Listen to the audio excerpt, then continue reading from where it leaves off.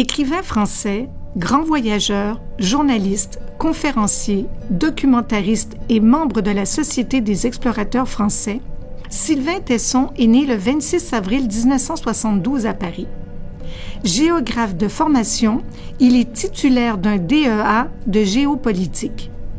Il dit voyager pour écrire et écrit pour vivre.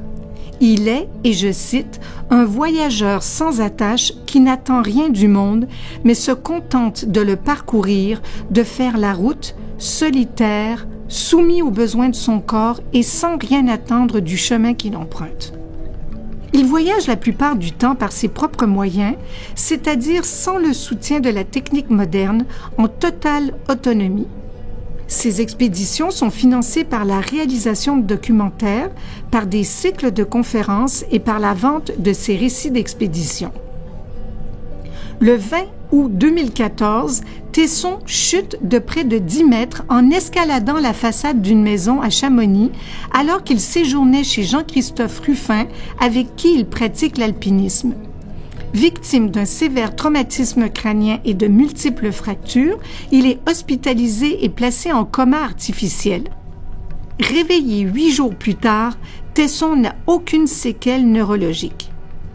Sylvain Tesson a, entre autres, publié 9 récits de voyage, 7 recueils de nouvelles, 4 essais, mais aussi plusieurs albums photographiques et des recueils d'aphorismes. Le coup de cœur de cette semaine est pour « Dans les forêts de Sibérie », février-juillet 2010, publié aux éditions Gallimard en 2011. Voici ce qu'un membre du Club des Irrésistibles en a dit. L'auteur a fait plusieurs séjours en Sibérie. À 47 ans, il décide durant 6 mois d'y vivre comme un ermite social. L'histoire nous est racontée sous forme d'un journal. Sylvain Tesson nous y décrit sa vie au quotidien.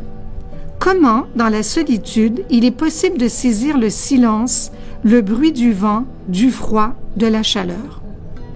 Vaquer à chaque jour pour sa survie aux tâches de la vie quotidienne est nécessaire, mais il faut aussi contourner les embûches et les imprévus. Le bonheur d'avoir dans son assiette le poisson qu'on a pêché, dans sa tasse l'eau qu'on a tirée et dans son poêle le bois qu'on a fendu, l'ermite puise à la source. La chair, l'eau et le bois sont encore frémissants, de dire l'auteur.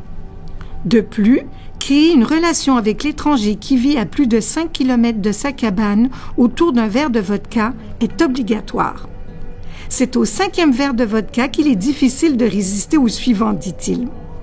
Cependant, avec un séjour bien préparé, dont une bibliothèque entière à sa disposition incluant un dictionnaire ornithologique, Sylvain Tesson arrive à occuper son temps et à nous faire part de ses réflexions et de ses observations sur le sens de nos vies de citadins par l'absence d'attention à tout ce qui nous entoure. J'aime cet auteur car il m'amène souvent vers des chemins inconnus.